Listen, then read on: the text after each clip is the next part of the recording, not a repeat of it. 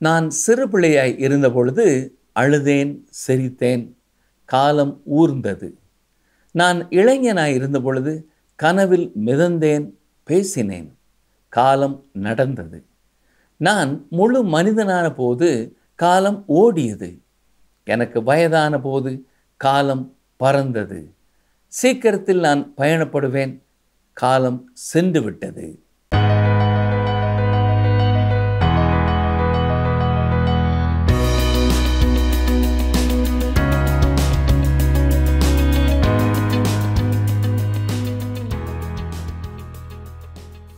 கிறிஸ்தவுக்குள் பிரியமானவர்களே, உங்களை மீண்டும் இந்த நிகழ்ச்சியின் மூலம் சந்திப்பதில் மிகுந்த மகிழ்ச்சி அடைகிறோம். கடந்த நிகழ்ச்சியில் நமது உடல் பராமரிப்பின் அவசியம் மற்றும் சோம்பேறித்தனத்தின் தீமைகள் பற்றி தியானித்தோம். பணத்தை நம்பி வாழும் வாழ்க்கையின் அபாயத்தை கற்றுக்கொண்டு விசுவாசத்தில் நிலைத்திருக்க வேண்டும் என்பதையும் புரிந்து கொண்டோம். மேலிருந்த அதிகாரங்களை மதிக்க வேண்டும் எனவும் நம் நன்மை செய்வதில் சோர்வடையக்கூடாது எனவும் சிந்தித்தோம். கடைசியாக முதிர் வயதில் இயலாததை நினைத்து வருந்துவோம் என்றால் இன்றைய தேவனுக்காக வாழும் நேரம் இது என்பதை உணர்ந்தோம்.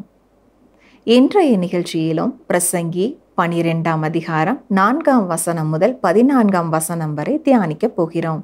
வாருங்கள் தியானிக்கலாம். பிரியமானவர்களே, இன்று நாம் பிரசங்கியின் புத்தகம் இறுதி நிகழ்ச்சிக்கு வந்திருக்கிறோம்.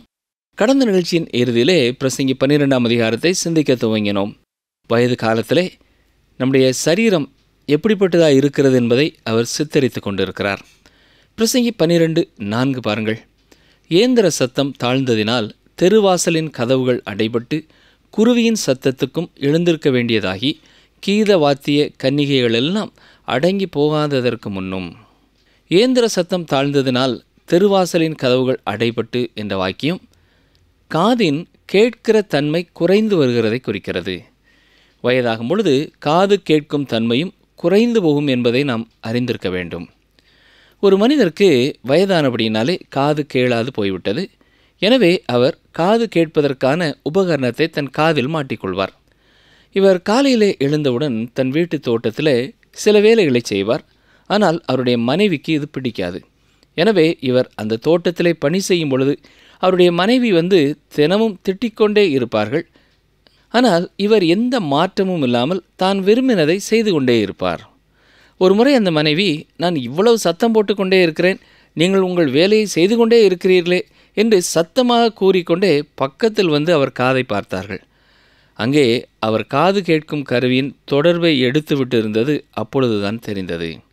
எனவே அவருடைய மனைவி காலையிலே அவர் தோட்ட வேலை செய்யும் பொழுது திட்டும் போதெல்லாம் அதை எடுத்து விட்டு இருக்கிறார் என்பது தெரிய வந்தது.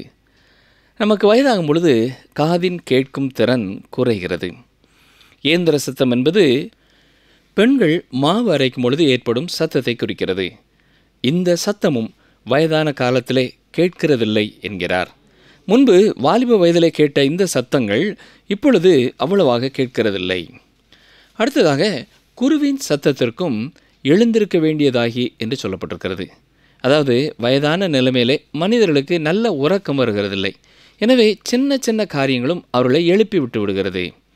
வாலிப வயதிலே சிலர் மலையே அவர்கள் மீது வந்து விழுந்தாலும் எழுந்திருக்க முடியாதபடி தூக்கத்தில் மூழ்கியிருப்பார்கள். ஆனால் முதிர் பருவம் வரும்பொழுது குருவியின் சத்தமும் அவர்களுக்கு இடைஞ்சலாகி போய்விடுகிறது. அடுத்ததாக கீத வாத்திய கன்னிகைகளெல்லாம் அடங்கி போகாததற்கு முன்னும் என்று வசனம் சொல்லுகிறது. இது குரலில் ஏற்படுகிற தடுமாற்றத்தையும் குரலில் குறைந்து வரும் வலிமையையும் குறிக்கிறது.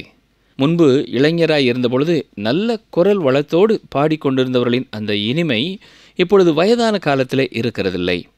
பேச்சிலே தடுமாற்றம் உண்டாகிறது. வயதான காலங்களிலே இருதயத்தில்தான் கர்த்தரை துதித்து பாட முடிகிறது. ஏனென்றால் கீத வாத்திய கன்னிகைகளெல்லாம் அடங்கி போய் கொண்டிருக்கிறார்கள். தொடர்ந்துள்ள வசனங்களிலேயும் சாலமோன் முதிய பருவத்தை குறித்தே சொல்கிறதை நாம் பார்க்கிறோம். பிரசங்கி 12:5 மேட்டுக்காக அச்சமுண்டாகி வழியிலே பயங்கள் தோன்றி வாதுமை மரம் பூ பூத்து வெட்டுக்கிளியும் பாரமாகி பசி தீபனமும் அற்று போகாததற்கு முன்னும் மனுஷன் தன் நித்திய வீட்டுக்கு போகிறதினாலே துக்கம் கொண்டாடுகிறவர்கள் வீதியிலே தெரியாததற்கு முன்னும். இந்த வசனத்தின் துவக்கத்திலே மேட்டுக்காக அச்சம் உண்டாகி என்று பார்த்தோம். வாலிப வயதிலே மேடுகளை தாண்டி உயரங்களையெல்லாம் கடந்து வேகமாய் செல்ல இயலும். அவ்வாறு நம்முடைய இள வயதில் நாம் செய்திருக்கலாம். ஆனால் முதிர் வயதை அடைய அடைய தூரத்திலே காண்கிற மேட்டை கண்டவுடனேயே பயம் உண்டாகிறது. நான் எவ்வாறு அதிலே ஏறி இறங்கப் போகிறேனோ என்ற அச்சம் உண்டாகிறது. ஏனென்றால் கால்களிலே பலனில்லை. அடுத்து வழியிலே பயங்கள் தோன்றி என்று பார்க்கிறோம். இது பயணத்தை குறித்த பயத்தை குறிக்கிறது. வாலிபர்கள் பயணம் செய்வதற்கு, உலகை சுற்றி போவதற்கு மிகவும் விரும்புவார்கள். ஆகவே அவர்கள் தொடர்ந்து பல நாட்கள் வேண்டுமென்றாலும் பயணம் செய்து கொண்டே இருப்பார்கள். அது அவர்களுக்கு களைப்பை தராது. ஆனால் முதியவர்கள் ஒரு நாள் பயணத்தை குறித்து பயப்படுவார்கள். காரணம், அதனால் அவர்களுக்கு அதிக களைப்பும் உடலிலே சில பலவீனங்களும் ஏற்பட வாய்ப்பு இருக்கிறது. எனவே அவர்கள் வாலிப வயதிலே பயணம் செய்தது போல இப்பொழுது பயணம் செய்ய விரும்புகிறதில்லை. வழியிலே பயங்கள் தோன்றும். தொடர்ந்து வாதுமை மரம் பூ பூத்து என்று சொல்லப்பட்டிருக்கிறது. வாதுமை மரத்தினுடைய பூ வெள்ளை நிறத்தில் இருக்கும். அதை போல பெரியவர்களுக்கு தலைமுடி வெள்ளை நிறமாய் மாறிவிடும் இல்லையா?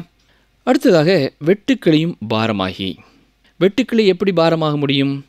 முதிர் வயது வரும்பொழுது சிறிய காரியமாயினும் அது பாரமாய் போய்விடுகிறது. முன்பு சிறிய காரியமானாலும் பெரிய காரியமானாலும் வேகத்தோடு செயல்பட்டவர்கள் வயது சென்றவர்களாகும் பொழுது அதை செய்ய முடியாதபடி களைப்படைந்து விடுகிறார்கள். முதிர் வயதானவர்கள் தங்கள் பேர குழந்தைகள் வந்தால் மகிழ்ச்சியாக விளையாடி மகிழ்வார்கள். அதுவும் சில மணி நேரங்கள் தான். பின்னர் அந்த பிள்ளைகள் எப்பொழுது ஊருக்கு செல்வார்கள் என தங்கள் மனதிற்குள்ளே எண்ண ஆரம்பித்து விடுவார்கள். ஏனென்றால் அவர்களுக்கு அதுவும் பாரமாய் தெரிய ஆரம்பித்துவிடும். காரணம், அவர்களுடைய சரீரத்திலே காணப்படுகிற பலவீனம், பொறுமையின்மை. சிறிய சிறிய காரியமும் பாரமாயி அவர்களுக்கு எரிச்சலை உண்டாக்குகிறதாகிறது. பசி தீவனமும் அற்று போகாததற்கு முன்னும், அதாவது விருப்பம் முற்றிலும் குறைந்து போகிற நிலைமை. நீங்கள் வாலிப வயதிலே கொண்டிருந்த ஒரு காரியத்தை பற்றிய விருப்பம் இப்பொழுது இருக்கிறதில்லை. எந்த புதிய ஒரு காரியத்தையும் எடுத்து செய்ய வேண்டும் என்ற விருப்பம் உங்களுக்கு வருகிறதில்லை. இறுதியாக மனுஷன் தன் நித்திய வீட்டுக்கு போகிறதினாலே துக்கம் கொண்டாடுகிறவர்கள் வீதியிலே தெரியாததற்கு முன்னும் என்று சொல்லப்படுவது மரணத்திற்கு பின் நித்தியத்தை குறிக்கிறது. அதாவது மரணம் நிகழும் முன்னர் பூமியிலே சில காரியங்களை ஒவ்வொரு மனிதனும் செய்ய வேண்டும் என்று சாலமோன் சொல்லுகிறார். பிரசங்கி 12ஆம் அதிகாரம் 6ஆம் வசனம், வெள்ளி கயிறு கட்டுவிட்டு பொற்கிண்ணி நசுங்கி ஊற்றின் அருகே சால் உடைந்து துறவண்டையில் உருளை நொறுங்கி. இந்த வசனத்திலே உடலில் உள்ள சில முக்கியமான உறுப்புகளை பற்றி பார்க்கிறோம். வயதான காலத்திலே இவைகள் தங்களுடைய செயல்பாடுகளை நிறுத்தி விடுகிறதை பற்றி இங்கே சொல்கிறார். முதலாவது கூறப்படும் வெள்ளை கயிறு தண்டுவடத்தை குறிக்கிறது. அடுத்தது பொன்கிண்ணி என்பது தலையை குறிக்கிறது. அந்த தலை மூளைக்கு கிண்ணி போன்று இருக்கிறது. ஒருவர் வயதானவராய் மாறும் பொழுது அவருடைய மூளையின் செயல்பாட்டின் வேகம் குறைகிறது. சால் என்பது நுரையீரலை குறிக்கிறது. இதையடுத்து உருளை என்று சொல்லப்படுவது இருதயத்தை குறிக்கிறது. துறவண்டையில் உருளை நொறுங்கி விடுவது என்பது உடலில் உள்ள உறுப்புகளுக்கு இரத்தத்தை அனுப்புவதை இருதயம் நிறுத்தி விடுவதை குறிக்கிறது. இவை எல்லாமே வயதான காலத்தில் ஏற்படும் உடல் நல குறைபாடுகளையும் உடல் உறுப்புகளின் செயல்பாட்டிலே ஏற்படும் தளர்ச்சியையும் குறிக்கிறது. இந்த முக்கியமான உறுப்புகளின் செயல்பாடு நின்று போகும் பொழுது ஒரு மனிதனின் மரணம் நிகழ்கிறது. பிரசங்கி 12ஆம் அதிகாரம் 7ஆம் வசனம் பாருங்கள். இவ்விதமாய் மண்ணானது தான் முன்னிருந்த பூமிக்கு திரும்பி ஆவி தன்னை தந்த தேவனிடத்திற்கு மறுபடியும் போகாததற்கு முன்னும் அவரை உன் வாலிப பிராயத்திலே நினை. ஆவி தன்னை தந்த தேவனிடத்திற்கு மறுபடியும் செல்கிறது என்பதே வேதம் போதிக்கும் உண்மை. சிலர் ஆத்மா உறங்கி கொண்டிருக்கும் என்று கூறுவார்கள். அப்படி அல்ல, நம்முடைய சரீரம்தான் உறங்கி கொண்டிருக்கும், ஆனால் ஆவியோ தேவனிடத்திற்கு செல்லும். புதிய ஏற்பாட்டிலே 2 கொரிந்தியர் 5ஆம் அதிகாரம் 8ஆம் வசனத்தை பாருங்கள். நம் சரீரத்தை விட்டு நாம் மரணத்தின் மூலம் வெளியே சென்று விட்டால் கர்த்தரிடத்திலே குடியிருக்கும்படி சென்று விடுவோம் என்று உறுதியாக சொல்கிறது. நம்முடைய ஆவி உடனே தேவனிடத்திற்கு சென்று விடுகிறது. இந்த சரீரமானது ஒரு கூடாரம் மட்டுமே, அதாவது தற்காலிகமான ஒரு குடிசை, நம்மை மூடியிருக்கிற ஒரு ஆடை போன்ற சரீரம். இதை விட்டுவிட்டு நம்முடைய ஆத்மா தேவனோடு இருக்கும்படி செல்கிறது. அமெரிக்க ஜனாதிபதியான ஆடம்ஸ் என்பவரிடத்திலே அவர் வயதான காலத்திலே உங்கள் வாழ்க்கை எப்படி இருக்கிறது என்று சிலர் கேட்டார்கள். அதற்கு அவர் கொடுத்த பதில் என்ன தெரியுமா? நான் நன்றாகத்தான் இருக்கிறேன், ஆனால் நான் வசிக்கிற இந்த வீடு தான் மிகவும் உடைந்து போகின்ற நிலைமையை அடைந்து விட்டது. வெகு சீக்கிரத்திலே இந்த வீட்டை காலி செய்து விடுவேன் என்று தன் சரீரத்தை பற்றி கூறினாராம். அவ்வாறு அவர் கூறிய பின்னர் விரைவிலே மரித்து விட்டார். இது எவ்வளவு சரியான ஒரு ஓவியம் இல்லையா? பிரசங்கி 12ஆம் அதிகாரம் 8ஆம் வசனம், மாயை மாயை எல்லாம் மாயை என்று பிரசங்கி சொல்கிறான். வாலிப சகோதரனே, அருமையான சகோதரியே, நீங்கள் இம்மைக்காகவும் இந்த தற்காலிக உலகத்திற்காகவும் சிற்றின்பங்களுக்காகவும் வாழ்க்கை நடத்துவீர்கள் என்றால் உங்கள் வாழ்க்கை வெறுமையாகவே இருக்கும். ஒரு நாளிலே உங்கள் கை நிறைய வெறும் சாம்பலே இருப்பதை நீங்கள் பார்க்க முடியும். நித்திய வாழ்வு உங்களை விட்டு தூரமாய் போய்விடும். ஒருவர் இதை மிக அழகான பாடல் வடிவிலை தருகிறார். நான் குழந்தையாய் இருந்தபொழுது அழுதேன், சிரித்தேன், காலம் ஊர்ந்தது. நான் இளைஞனாய் இருந்தபொழுது கனவில் மிதந்தேன், பேசினேன், காலம் நடந்தது. நான் முழு மனிதனான போது காலம் ஓடியது. நான் வயதான பொழுது காலம் பறந்தது. சீக்கிரத்தில் நான் பயணப்படுவேன், காலம் சென்று விட்டது என்கிறார். ஆம் பிரியமானவர்களே, காலத்தின் வேகத்தை பார்த்தீர்களா? சங்கீதக்காரன் சொல்லும் பொழுதும் சங்கீதம் 90:12 நாங்கள் ஞான இருதயமுள்ளவர்களாகும்படி எங்கள் நாட்களை எண்ணும் அறிவை எங்களுக்கு போதித்தருளும் என்று சங்கீதக்காரன் ஜெபிக்கிறார். இயேசு கிறிஸ்துவே ஞானமாயிருக்கிறார். மற்றும் ஒரு பாடலையும் கவனிப்போம். வயதான காலத்தை குறித்து ஒருவர் யோசித்தவராக இவ்வாறு எழுதியிருக்கிறார். நான் முதியவனாகிக் கொண்டிருக்கிறேன் என்பதை நீரே அறிந்திருக்கிறீர் கர்த்தாவே. வாலிப தீ இப்பொழுது அணைய ஆரம்பிக்கிறது. கடந்த கால நினைவுகளை அசை போடுகிறேன். நல்ல முதிர் பருவத்தை இழப்பதை பற்றி பேசுகிறேன். நான் மிக்க மனப்பாங்கும் கட்டுப்பாடும் கொண்டிருந்தேன். என்னுடைய வேதனைகளை மறைக்கவும் என் தவறுகளை உணரவும் உதவும் கர்த்தாவே.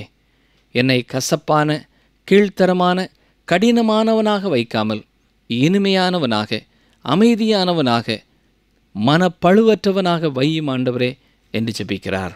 இது எவ்வளோ ஒரு வித்தியாசமான ஜெபம் இல்லையா? நாம் முதிர் வயதிலும் இனிமையானவர்களாக வளரவும் காணப்படவும் கர்த்தர் கிருபை செய்வாராக. பிரசங்கி 12ஆம் அதிகாரம் 9 முதல் 11ஆம் வசனம் வரை வாசிக்கிறேன். மேலும் பிரசங்கி ஞானவானாய் இருந்தபடியால் அவன் ஜனத்துக்கு அறிவை போதித்து கவனமாய் கேட்டாராய்ந்து அநேகம் நீதிமொழிகளை சேர்த்து எழுதினான். இதமான வார்த்தைகளை கண்டுபிடிக்க பிரசங்கி வகை தேடினான். எழுதின வாக்கியங்கள் செவ்வையும் சத்தியமுமானவைகள்.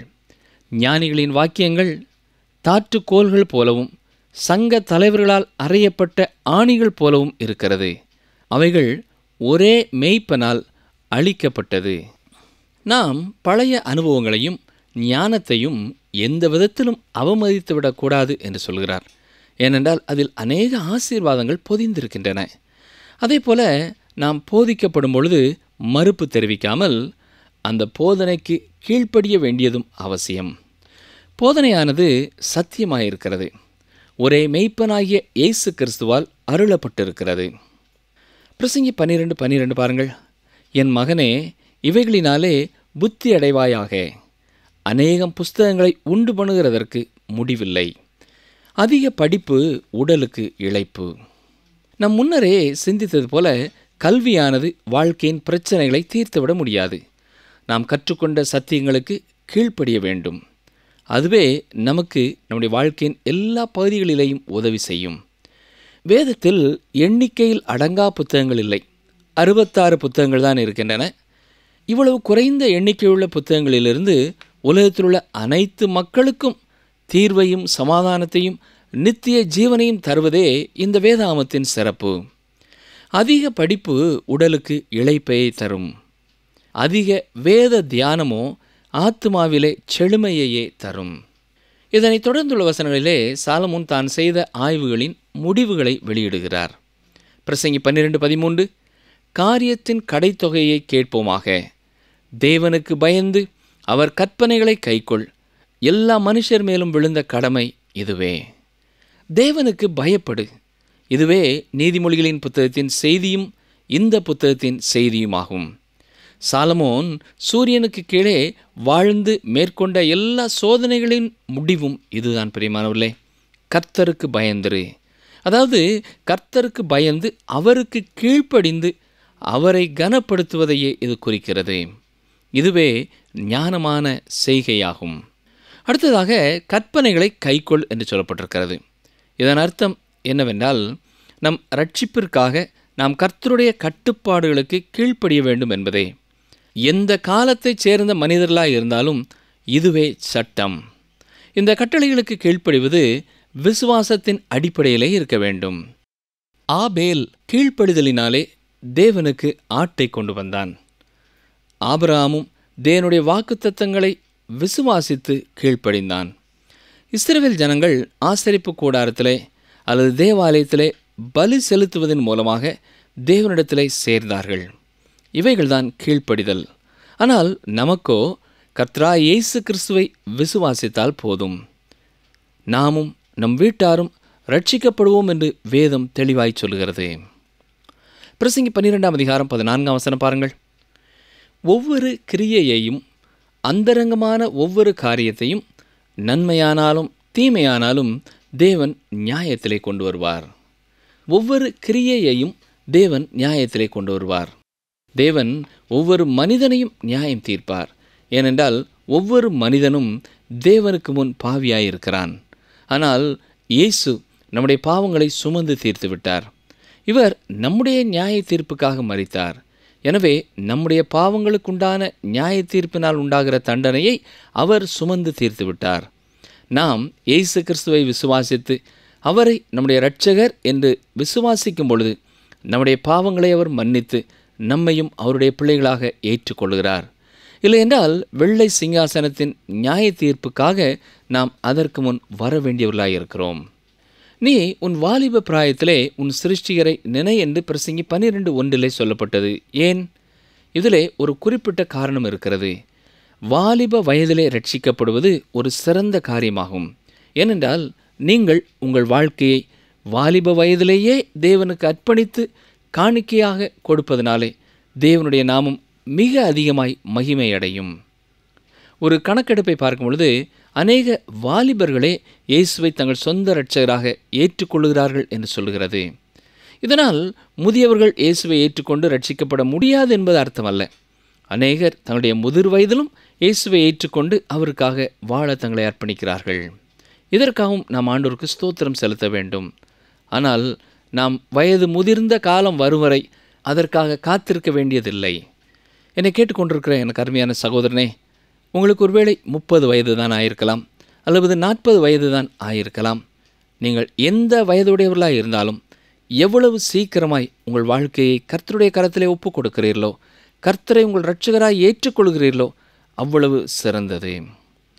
இரண்டாவது காரணம், வாலிப வயதிலே கிறிஸ்துவுக்குள் வந்தவர்கள் தங்கள் வாழ்க்கையையும் தங்கள் பணியையும் தங்கள் நேரத்தையும் தங்கள் பலத்தையும் கர்த்தருக்காக கொடுத்து அவருக்காக பெரிய காரியங்களை செய்ய முடியும். ஒரு வாலிபன் ரட்சிக்கப்பட்டால் அநேகரை ரட்சிப்பின் பாதையிலே வழிநடத்த முடியும். ஆனால் ஒரு முதியவர் ரட்சிக்கப்பட்டால் அவர் அவரை மட்டுமே ரட்சித்துக் கொள்ள முடியும் என்பார்கள். ஏனென்றால் அவர் இயேசுவுக்காக கொடுக்க அவருக்கு ஆரோக்கியமான உடலோ பலனோ இல்லை. அவரால் அலைந்து தெரிந்து பெரிய காரியங்களை கர்த்தருக்காக செய்ய முடியாது. ஆனால் வாலிபர்கள் அப்படி அல்ல. வேதத்திலே பாருங்கள், கர்த்தருக்காக பெரிய காரியங்களை செய்தவர்கள் எல்லாருமே வாலிபர்கள்தான். யோசேப்பு, மோசே, கிதியோன், தாவீது, எரேமியா, பவுல், தீமோத்தேயு மற்றும் அநேக இளம் ஊழியர்களை சரித்திரத்தில் நாம் பார்க்கிறோம். நூற்றாண்டுகளுக்கு முன்பதாகவே அநேக இளம் ஊழியர்கள் தேவனுக்காக பெரிய காரியங்களை செய்ததை நீங்கள் புத்தகங்களிலே வாசித்து பார்க்க முடியும். ராபர்ட் மொஃபட் என்பவர் சிறு வயதிலேயே இயேசு கிறிஸ்துவை ஏற்றுக்கொண்டார். அவர் பின் நாட்களிலே தென் ஆப்பிரிக்காவிலே சிறந்த ஊழியராயிருந்து பணி செய்தவர் என்று வாசிக்கிறோம். இவ்வாறு வாலிபர்கள் கர்த்தருக்கென்று பெரிய காரியங்களை செய்ய முடியும். அருமையான வாலிப சகோதரனே, சகோதரியே, இன்று நீங்களும் கூட இயேசு கிறிஸ்துவனிடத்திலே வருவீர்கள் என்றால் கர்த்தர் உங்களை கொண்டும் பெரிய காரியங்களை செய்வார். இந்திய தேசத்திலே சாது சுந்தர் சிங் என்பவர் வாலிப வயதிலே கர்த்தரை அறிந்து கொண்டார். வட இந்தியாவின் பல பகுதிகளிலே அவர் அலைந்து தெரிந்து கர்த்தருக்காக பெரிய காரியங்களை செய்தவர். பிரியமானவர்களே, சூரியனுக்கு கீழே உள்ள வாழ்க்கையின் பிரச்சனைகளுக்கு இயேசு கிறிஸ்துவை தவிர வேறு எந்த ஒரு பதிலும் இல்லை என்பதை நீங்கள் அறிந்திருக்க வேண்டும். அவர் ஒருவரே எல்லாவற்றிற்கும் பதிலாயிருக்கிறார். எந்த வயதினரானாலும் சரி, எந்த காலகட்டத்திலே வாழ்கிறவர்களாக இருந்தாலும் சரி, அவர்கள் எல்லாருக்கும் இயேசு கிறிஸ்து கொடுத்திருக்கும் வாக்குத்தத்தம் இதுதான். யோவான் 6:37 அவர் என்ன சொல்கிறார்? என்னிடத்தில் வருகிறவனை நான் புறம்பே தள்ளுவதில்லை. எனவே நீங்கள் யாராயிருந்தாலும் சரி, எங்கே இருந்தாலும் சரி, உங்களுடைய வாழ்க்கையின் பின்னணியம் எப்படிப்பட்டதாக இருந்தாலும் சரி, நீங்களும் இன்றே அவரண்டை வரலாம். அவர் தன்னண்டை வருகிற ஒருவரையும் புறம்பே தள்ளுகிறதில்லை. அவர் உங்களையும் ஏற்றுக்கொள்ள ஆயத்தமுள்ளவராயிருக்கிறார். ஒருவேளை நீங்கள் இந்த உலக வாழ்க்கை மாயையானது, வீணானது என்று சாலமோன் கூறியது போல இன்றைக்கு கூறிக்கொண்டிருக்கிறீர்களா? ஆம், வாழ்க்கையிலே வெறுமையே உள்ளது, வாழ்ந்து நான் என்ன சாதிக்கப் போகிறேன் என்று சொல்கிறீர்களா? கலங்காதிருங்கள். நம்முடைய வாழ்க்கையிலே அர்த்தத்தையும் பயனையும் தரக்கூடிய ஒருவர் ஆண்டவராய் இயேசு கிறிஸ்துவே. பயனற்றது என்று நீங்கள் எண்ணிக்கொண்டிருக்கும் உங்கள் வாழ்க்கையையும் பயனுள்ள ஒரு வாழ்க்கையாக அவர் மாற்ற முடியும். அவருடைய கரங்களிலே உங்களுடைய வாழ்க்கையை ஒப்புக் கொடுக்க நீங்கள் ஆயத்தமாயிருக்கிறீர்களா? உங்கள் வாழ்க்கையிலே அநேக சோதனைகளை செய்த பின்னர் வாழ்க்கையை மாயை என்று அறிந்து கொள்ள வேண்டியதில்லை. இல்லை என்றால் தேவனை விட்டு தூரமாய் வாழ்ந்து பல பாடுகளை பட்ட பிறகு வாழ்நாளை வெறுமையாக கழித்து விட்டேனே என்று கதற வேண்டாம். இன்றே நீங்கள் இயேசுவினிடத்திலே வருவீர்கள் என்றால் உங்கள் வாழ்க்கையையும் அவர் அர்த்தமுள்ளதாக, இனிமை உள்ளதாக மாற்றுவார். உங்களை கர்த்தருக்கென்று அர்ப்பணிப்பீர்களா? ஜெபம் செய்வோம். கிருபை நிறைந்த எங்கள் நல்ல ஆண்டவரே, வாழ்வே வெறுமையானது என்று இருந்த எங்களுக்கு வாழ்க்கையிலே ஒரு அர்த்தம் இருக்கிறது என்று வெளிப்படுத்தி எங்களை வழிநடத்தியதற்காக உமக்கு நன்றி செலுத்துகிறோம் ஐயா. நாங்கள் இந்த நாளிலே தானே எங்களை முற்றிலுமாக ஒருமுறை கூட உம்மிடத்திலே தாழ்த்தி அர்ப்பணிக்கிறோம். எங்கள் வாழ்க்கையை கொண்டும் நீர் செய்ய விரும்புகிற காரியங்களை செய்ய எங்களை ஒப்புக் கொடுக்கிறோம். எங்கள் வாழ்க்கையையும் இனிமையானதாக மாற்றும், அர்த்தமுள்ளதாக மாற்றும். இந்த நேரத்திலேயும் இந்த உம்முடைய வார்த்தைகளை கேட்டு தங்கள் வாழ்க்கையை உம்முடைய கரங்களிலே பூரணமாய் ஒப்படைக்கிற அருமையான வாலிப தம்பிமார், வாலிப தங்கைமார், பெரியவர்கள் ஒவ்வொருவரையும் கர்த்தர் கரம் பிடித்து வழிநடத்த வேண்டும் என்று சொல்லி நாங்கள் செபிக்கிறோம். நாங்கள் எப்பொழுதும் உம்முடைய வசனங்களுக்கு கீழ்ப்படிந்து உம்முடைய வசனங்களை கை கொண்டு நிறைவான ஆசீர்வாதங்களை சுதந்திரித்துக் கொள்ள நீர் எங்களை வழி நடத்தும். இயேசு கிறிஸ்துவின் நாமத்தினாலே வேண்டிக் கொள்கிறோம் பிதாவே, ஆமேன். கிறிஸ்துவுக்குள் பிரியமானவர்களே, இன்றைய சிந்தனையை ஒரு கவிதை வடிவில் பார்ப்போமா?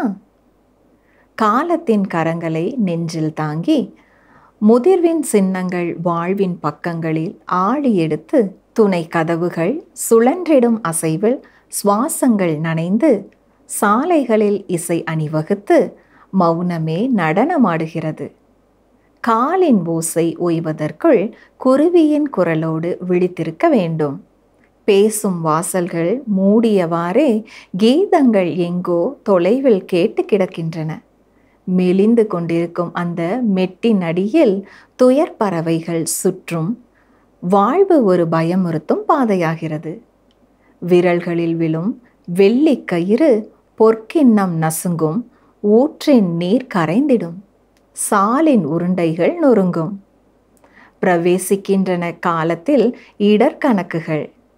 மூச்சு துறந்த பூமி தேசத்திற்கு திரும்புகையில் அதுவரை வாழ்வின் ஒளியினை முழுமையாக அணைத்து வாலிபத்தின் தருணங்களில் தேவனை நினை.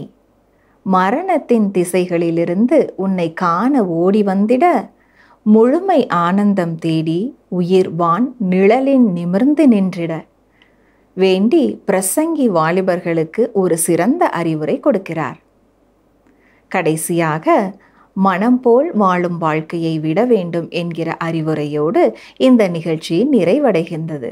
ஆகவே எங்களுக்கு பிரியமான வாலிபர்களே, நீங்கள் இருக்கும் வரையிலும் உங்கள் வாழ்க்கையை தேவனுடைய கரத்தில் ஒப்பு கொடுத்து அவருக்கு பிரியமான வாழ்க்கையை வாழும்படியாக உங்களை கேட்டுக்கொள்கிறோம். தேவன் தாமே உங்களை ஆசிர்வதிப்பாராக. நீ விசுவாசிக்க கூடுமானால் ஆகும். விசுவாசிக்கிறவனுக்கு எல்லாம் கூடும். மார்க்கு 9:23.